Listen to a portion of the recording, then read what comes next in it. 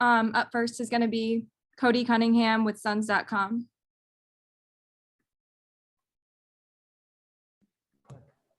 Julie said, hold on 1 second. Okay, that's good with us.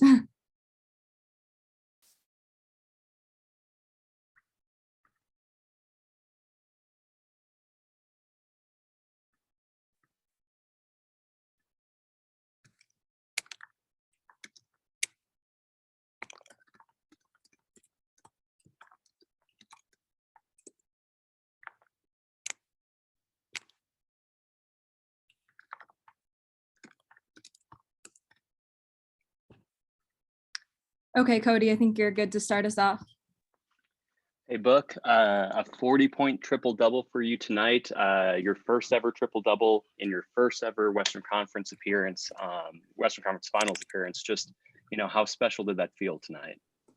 I mean, it's very special, but, the win feels better. That's what I'm out there for the whole entire time. So, part of the triple-double is the assist, and that's, my teammates making them pay for, running and doubling and, seeing different types of defenses. The rebounds come from DA boxing out, when he has a Zubac or Boogie and me coming in and getting the rebound. So, it takes a whole collective team group to get what we got done tonight. Next up is Mark Schwartz with ESPN, followed by Paul Richardson. Look, that was fun to watch. Thank you. I was thinking a lot of times when I see you go off like you did today, I think about Kobe, and I know maybe you think about Kobe too. What were you thinking, if anything, and how did Kobe and Chris Paul, for that matter, help you do what you did out there today in your first ever conference finals game? I mean, just what you said. I've been a student of the game, for a really long time, and Kobe obviously being one of my mentors and Chris being one of my mentors and not being able to be here with us today. We wanted to do it for him. We talked about that pregame. We knew we were going to all have to give it, a little bit more. Ball security, my job keeping everybody involved, stuff that's usually on Chris's plate, we all had to make up for it today as a team. And just the mentality, people say the Mamba mentality, just the approach of, doing whatever it takes, at all costs to get a win. It might not be 40 points next game, it might be more assists or making more plays for my teammates, the hockey assists. So, every time down, just, valuing every possession. And that's something that, Chris doesn't talk about much, but, he's second to none in that category. So just picking up bits and pieces and, using them to my advantage. Next up is Paul Richardson, followed by Tressa Rusnak. Book, you ran a lot. First off, congratulations. Second of all, you ran a lot of point guard with the ball in your hand. You seem to really have a good flow, a good feel for the game. When did it, I don't want to say when did it become comfortable, but when did you kind of know that you were in that flow and you could read exactly what the defense was giving you, knowing when to? Yeah, it's just reading the game, from beginning to end. It's the playoffs. Team's going to make adjustments. Team's going to throw different defenses at you. And, the preparation with our team and, our coaching staff, I feel like we're ready for any type of defense that we see. Obviously they're playing small ball lineup and they're going to be switching a lot of action. So, we have to find ways to counter that. But really good defensive team over there. Aggressive defensive team over there. So, we just have to take care of the ball and make the right plays. Next up is Tressa Rusnak with AZ Family, followed by Kevin Zimmerman. Hey, Booker, congratulations on tonight. I'm sorry if this is a little repetitive, but just being in the environment tonight in the gym and just seeing how loud everyone was, and you've been waiting for this moment a long time. Was there a point when you were on the court where you kind of were like, yeah, this is happening, or just something where you felt like this was your moment? Right at the end, right when we secured that last rebound, so, they're not a team to take lightly. We understand what they've done in their past few games of playing all the way through. They came back from a 25-point deficit last game. So, we know we have to finish out every win, until the horn sounds. So, you might see some emotion or some aggression at some points of the game, but, I feel like I had to let it out right at the end when we secured game one. Next up is Kevin Zimmerman from Arizona Sports, followed by Richard Sains. Hey, Book, sorry if you already mentioned this, but it looked like you were on your phone while leaving the floor. Were you talking to Chris there, and what, if possible, were you saying to him and having that conversation? Yeah, we put him on FaceTime. You know, he's our leader. You know, we lean on him for a lot.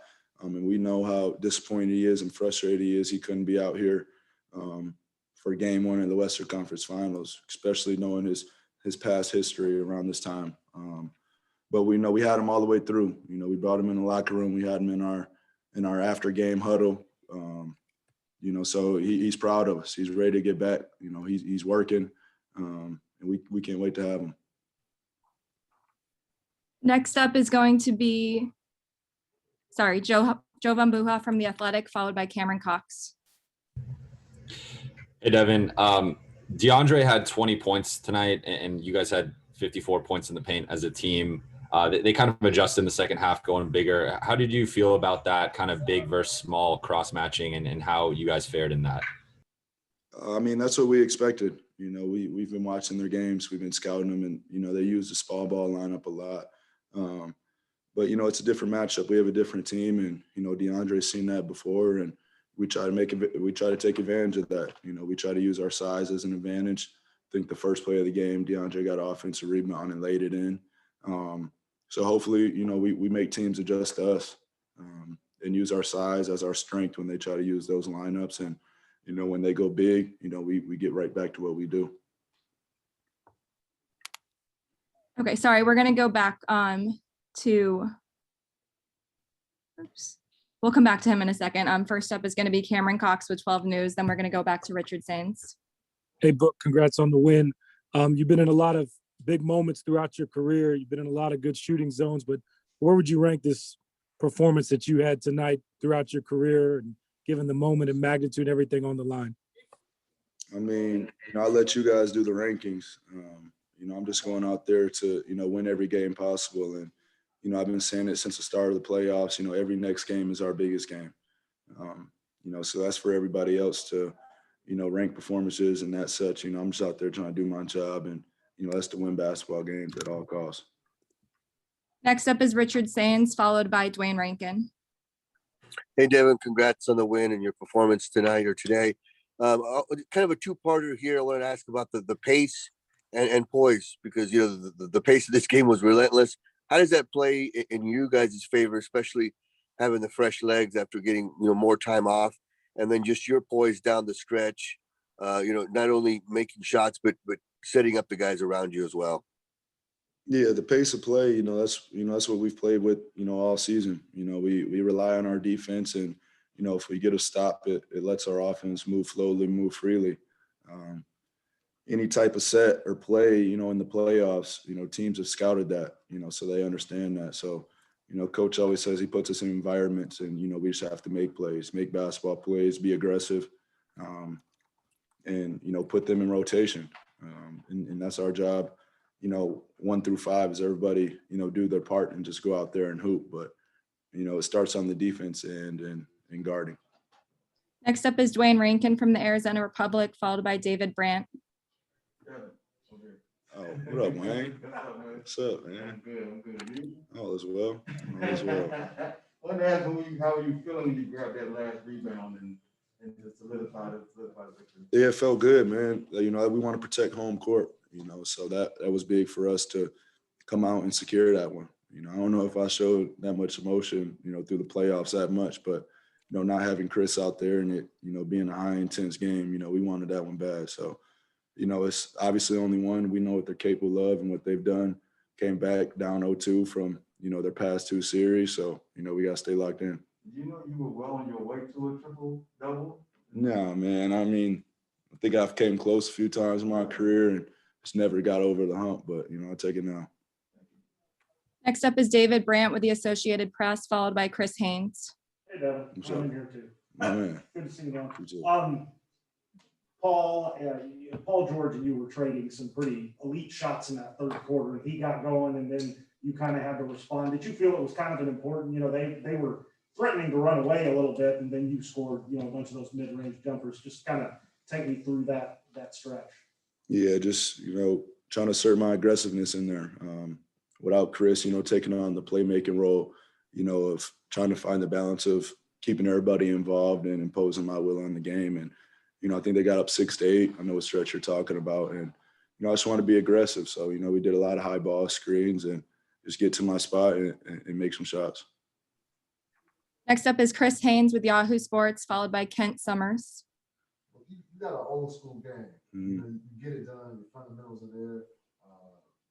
The way you carry yourself, the old school cars you drive in. Where did all this come from? It's a product of my environment. I always credit, the different situations that I've lived in and growing up in Grand Rapids, Michigan, and then moving to Moss Point, Mississippi. For me at that time, that was a big culture shock. Just two totally different demographics. But, I fell in love with culture, of figuring out people and, why they act the way they are. And it's usually where they're from. So just being a sponge to it, being a sponge to everybody around me, everybody I grew up with, and, just seeing different things and just loving culture and loving people. So that's where it came from. Next up is Kent Summers from the Arizona Republic, followed by Anthony Slater. Obviously, a lot of tension is going to be on the triple-double for good reasons, but how important was it to play all those minutes, handle the ball as much as you did, and only have 2 turnovers personally and just 7 as a team? Every time you say turnovers, I think of Chris, man. I've been alongside him all season and, just watching him, control the game and how, he just never turns the ball over. When he does, it's a rare sighting. So, we knew that was going to be a key for us today is taking care of the ball, with the type of defense that they play. Aggressive style defense where they gamble a lot and, we'll reach and we just have to be ready for that. I think if we take care of the ball, it'll put us in pretty good situations and, we usually get a good shot. Next up is Anthony Slater with The Athletic, followed by Greg Moore. What's up, Devin? What up? They talk about 3-level scorers, right? How important would you say that second level is, that mid-range? And as it's, over the last decade, kind of diminished league-wide, how committed have you been to really, keeping that second level and what you do there? Yeah, well, that's pretty much been my game my whole life. And I never shied away from it. And, I never have not took them shots. And I just feel that's what a lot of defenses give up, living by the so-called analytics. But, I think it's for certain players. And if you put your work in and, you shoot those shots at a high clip that, it's tough for a defense to guard that because, that's what they've been giving up all season. Next up is Greg Moore with the Arizona Republic, followed by Mark Spears. Hey, Devin, good to see you, man. Congratulations on the big game, big win. I noticed, too, that about the first 3.5 minutes of the game, you didn't take a shot. You moved the ball in a lot of different ways that early. And I noticed that every other one of your teammates got a shot up before you did. I'm curious, was that something you went into consciously to show trust in your teammates, or did that just happen because you trust your teammates? I always trust my teammates, but, usually the first few minutes of the game is, scanning and analyzing what's going on and what they're throwing at you. I watched all their games versus Utah and Dallas and watched how they guarded Luka and Donovan. So we had a pretty good idea of what they were going to throw at us and continue to throw at us. So, with a small ball lineup, they're going to switch a lot of actions and, they're going to run and hit and double that. It's kind of hard to time it because they do it randomly. But, I trust my teammates. It's easy to get off the ball and have somebody else make a play. We've been doing that and punishing teams with that all season. Our last 2 questions are going to be with Mark Spears from ESPN, followed by Mark Medina. Well, kind of off the beaten path question. Your GM got Yeah. Year, your money, got one Coach of the Year award. Debated bull about the other one, as you talked about. 100%. What do those 2 guys mean to you, and do you think having those 2 African Americans in this position of power can ultimately help open doors for others with a lot of coaching jobs open? Yeah, I think that's the biggest part of what they're doing. You know, people are realizing, understanding what's going on, and you know who the real basketball minds are. That you know put countless numbers of hours into their craft and their work, and you know I've seen those situations of being on the court before, so you know it's easier for them to approach us with conversation when they have an understanding where we're coming from. And I think that connection, you know, the general manager and the head coach, you know, that connection, that relationship with the players is very important if you want to, you know, win big. And quick follow-up, have any players on other teams asked you what that's like? They haven't. They haven't. I don't talk to many do you people see on it different kind of as teams. a rarity? Like appreciate the rarity. I mean, having that. Yeah, we opportunity? have to. You have to give your props to Ty over there also, you know, coaching their team. So, you know, it's, you know, the game is transforming. You see, you know, more African Americans in position. And I think it's going to continue to happen if you continue to see success and understand how important the relationship aspect of it is. Our last question is with Mark Medina, USA Today.